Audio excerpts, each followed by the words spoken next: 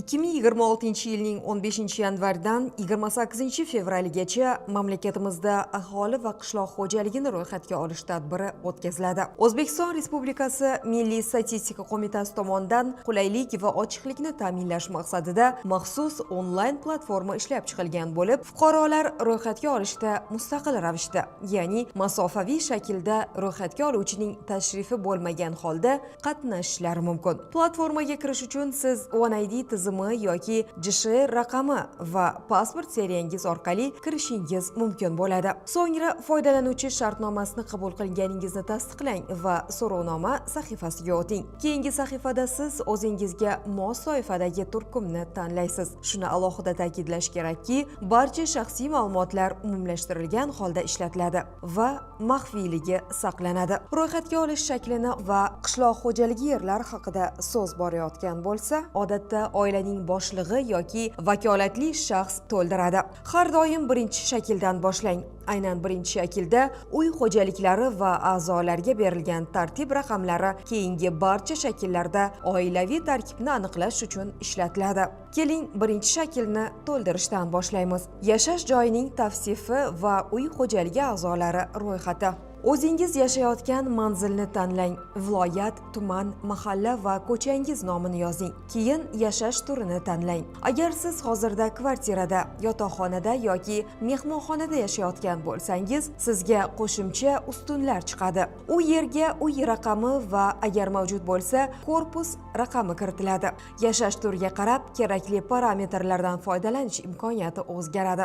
Agar siz xususiy uyda yashayotgan bo'lsangiz, faqat uy raqamini yozing. Endi birinchi bo'limga o'tamiz. Yashash joyida nechta uy xo'jaligi va oila yashayotganini belgilang. Bu yerda uy xo'jaligi deganda bitta uyning ichida ikkita oila yashab, har biri alohida byudjetga ega bo'lishi, alohida qozon qaynatishi tushuniladi. Agar barcha a'zolar umumiy byudjetda bo'lsa, ya'ni turmushda faqat bitta qozon qaynaydigan bo'lsa, bu bitta uy xo'jaligi hisoblanadi. Agar ikkita oila va har birining byudjeti alohida bo'lsa, ro'zg'or alohida tartibda qilinadigan bo'lsa, u holda bu ikki uy xo'jaligi hisoblanadi. Keling, bitta yashash joyi, ikkita uy xo'jaligi va ikkita oila misolida ko'rib chiqamiz. Ma'lumotlarni kiritgandan so'ng, birinchi uy xo'jaligi sahifasi ochiladi. Yashash joyining tavsifini kiriting. Mulk shakli, xonalar soni va umumiy maydoni hamda savolga javob bering. Ushbu uy xo'jaligida vaqtincha yashagan xorij fuqarolari bo'lganmi? So'ngra har bir uy xo'jaligi a'zolarining ma'lumotlarini alohida kiriting. Misol uchun, bitta uyda ikkita oila yashaydi. Uy egasi yoki oila boshlig'i, uning turmush o'rtog'i, o'g'li, kelini va ularning farzandi. Ular alohida byudjetga ega. Ya'ni ikkita ro'zg'or alohida qozon qaynatadi. Bu ikki uy xo'jaligi hisoblanadi. Ularning turmushi bir-biridan mustaqil. Raqamlashtirish tartibi quyidagicha bo'ladi. Uy boshlig'i va uning turmush o'rtog'i birinchi uy xo'jaligi. Har bir a'zoni bosqichma-bosqich kiriting. Ismi, familiyasi, otasining ismi, jinsi, tug'ilgan sanasi va JSHR pasportdagi 14 ta raqam. Ushbu misolda birinchi oila uy boshlig'i va uning turmush o'rtog'idan iborat. So'ngra ular bilan bo'lgan qarindoshlik darajasi, oilaviy holati va haqiqatda yashayotganligini ko'rsatuvchi ustunlardan mos javoblarni tanlang. Har bir kiritilgan a'zodan keyin inson qo'shish tugmasini bosing. Zarurat bo'lsa, boshqa a'zolarni ham qo'shing. Keyin o'g'li, kelini va ularning farzandi ikkinchi uy xo'jaligi. Oilaning tartib raqami, uyga egalik shakli, xonalar soni va umumiy maydoni kiritiladi. Bu oilaning tartib raqami ikkinchi.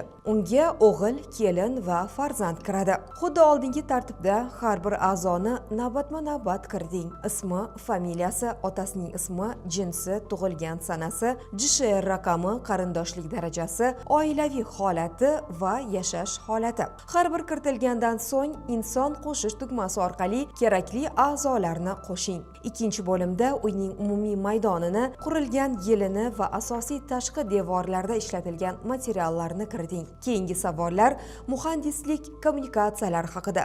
Suv, gaz va elektr ta'minoti, issiq suv, isitish tizimi va internetga ulanish. Sanitariya gigiyena qulayliklari bo'limida hojatxonaning holati va mavjudligi haqida sizning sharoitingizga mos variantlarni tanlang. Shuningdek, ushbu uy xo'jaligida qishloq xo'jaligi yerlari, chorva yoki parrandalar mavjudligini belgilang va agar mavjud bo'lsa, uy xo'jaligidagi a'zolar ro'yxatidan dehqon xo'jaligi boshqaruvchisini tanlang. Shundan so'ng ikkinchi shaklni to'ldirishga o'ting. Ikkinchi shakl bu individual savollarni o'z ichiga oladi. Oila boshlig'i yoki vakolatli shaxs qolgan a'zolar bilan birga avvalgi kiritilgan ma'lumotlarga asoslangan, biroq chuqurroq savollarga javob berishadi. Ekranda avtomatik tarzda birinchi satrda oila boshlig'ining turmush o'rtog'i chiqadi. So'ngra tug'ilgan joyi, har bir respondentning yashash joyi haqida ma'lumot berilishi kerak.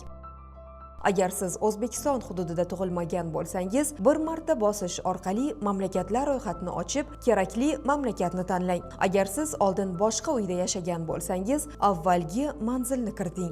Bir nechta mamlakatda 1 yil va undan ko'proq yashagan bo'lsangiz, eng oxirgi yashagan mamlakatingizni tanlang. So'ngra fuqarolik, millat va til bilish darajasi haqidagi savollarga javob bering. Keyingi qadam ta'lim darajasi, kasb, daromad manbai haqida. Variantlar har xil bo'lishi mumkin. Sizga qulay bo'lishi uchun ularning barchasi alohida ajratilgan. Har bir respondent bo'yicha ma'lumotlar platformadagi tartib asosida alohida to'ldiriladi. Yana bir muhim jihat, 15 yoshgacha bo'lgan bolalar haqidagi savollar individual xususiyatlarga ega. Ta'lim ustunida bola boradigan bog'cha yoki maktabni, ta'lim muassasasi turini va mavjud yashash manbaini ko'rsating.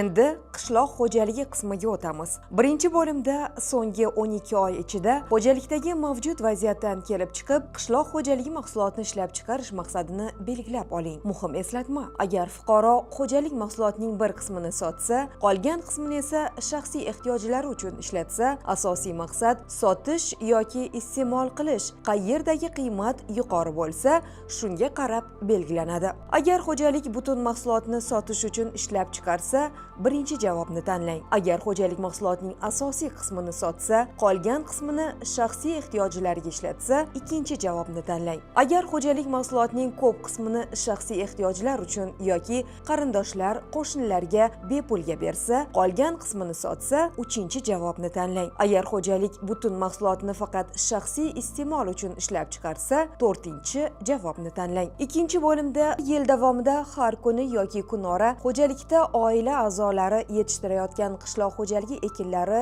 va mavjud chorva mollari, parrandalarni parvarish qilayotgan bo'lsa, 7 oy va undan ko'p muddatni tanlang. Agar mavsumiy ish bo'lsa, 3 oygacha, 4-6 oygacha kabi mos muddatni tanlang. So'nggi 12 oy davomida xo'jalikda qishloq xo'jaligi faoliyatini yuritgan yoki hayvon, parranda yoxud qishloq xo'jaligi mahsulotlarini parvarishlashda yordam bergan oila a'zolaringiz sonini ko'rsating. Bu yerda faqatgina oila a'zolari jinsi bo'yicha erkak, ayol hisobga olinadi. Mavsumiy yollanma ishchilar kiritilmaydi. Jadvalda ushbu xo'jalikda qishloq xo'jaligi bilan band bo'lgan erkak va ayollar sonini kiritish uchun to'liq va to'liq bo'lmagan ish kuni bo'yicha alohida ustunlar mavjud. Agar oila a'zosi kuniga 8 soat xo'jalikda qishloq xo'jaligi bilan band bo'lsa, ishlasa, ushbu oila a'zosini to'liq ish vaqti ustuniga kiriting. Agar kuniga 8 soatdan kam, masalan, bir necha soat xo'jalikda ishlasa, to'liq bo'lmagan ish kuni ustuniga yozing. Agar farzandlar 16 yoshdan 18 yoshgacha bo'lsa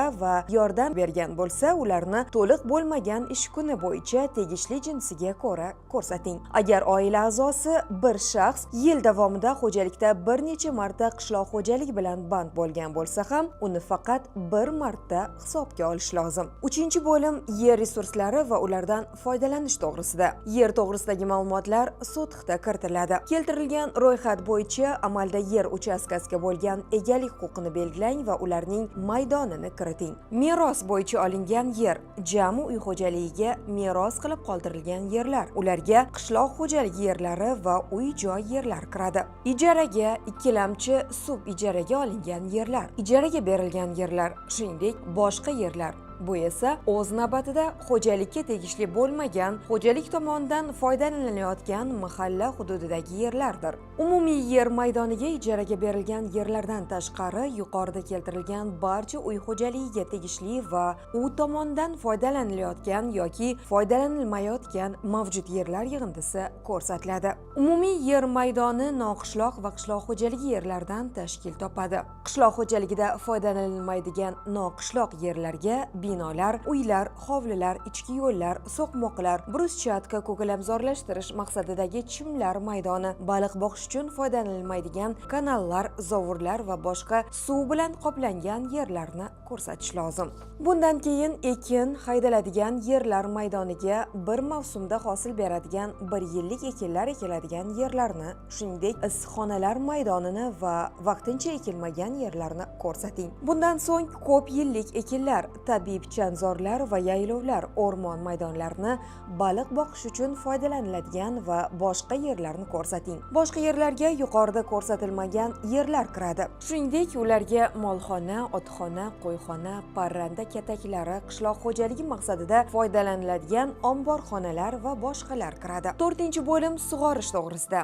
Agar siz qishloq xo'jaligi yerlarini sug'orsangiz, xo'jalikda oxirgi 12 oy davomida sug'orish uchun foydalanilayotgan suv manbalarini tanlang va sug'orish usullarini belgilang. So'ng amalda sug'orilgan 1 yillik va ko'p yillik ekinlar maydonini, shuningdek, agar mavjud bo'lsa, sug'orilgan o'tloqlar va yaylovlar maydonini kiriting. Agar oxirgi 12 oy davomida ushbu yerlar kamida 1 marotaba sug'orilgan bo'lsa, ekinlarga yetkazib berilgan suv miqdori yetarli bo'lishidan qat'iy nazar, yer haqiqatan ham sug'orilgan deb hisoblanadi. 5-bo'lim 4 ta savoldan iborat. Birinchi savolda xo'jalikda yetishtirilayotgan 1 yillik qishloq xo'jaligi ekinlarini guruh va turlari bo'yicha arpa, pomidor, kartoshka, kungaboqar, tamaki, dorivor o'simliklar, tarvuz, yem-xashak ekinlari, gullar va boshqalar egallab turgan ekin maydonini sotixda ko'rsating. Agar xo'jalikda 1 yillik ekinlar issiqxonada ham yetishtirilayotgan bo'lsa, unda tegishli ekin turlari bo'yicha ularning maydoni yopiq yerlar ustunida alohida ko'rsatiladi. Agar xo'jalikda yosh mevali bog'lar va ko'p yillik daraxtlar qatorlari oralariga ekilgan qishloq xo'jaligi ekinlari bo'lsa, ushbu maydonni kiriting.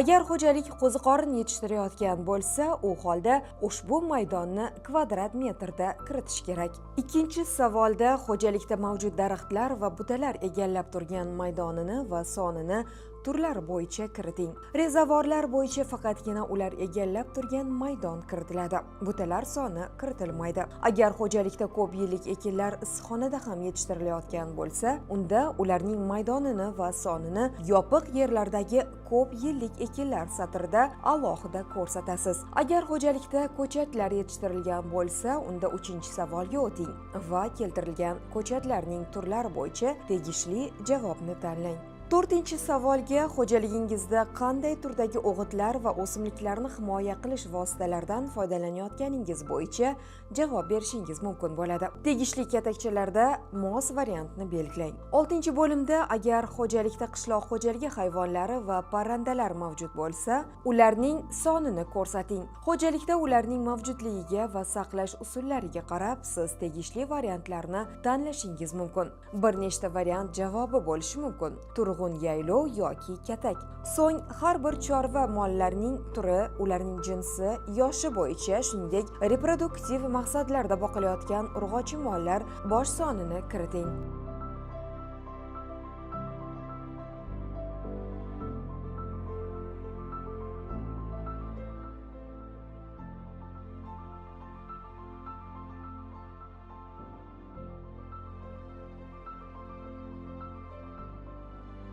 Agar xo'jalikda qishloq xo'jaligi parrandalari bo'lsa, ularning sonini kiriting.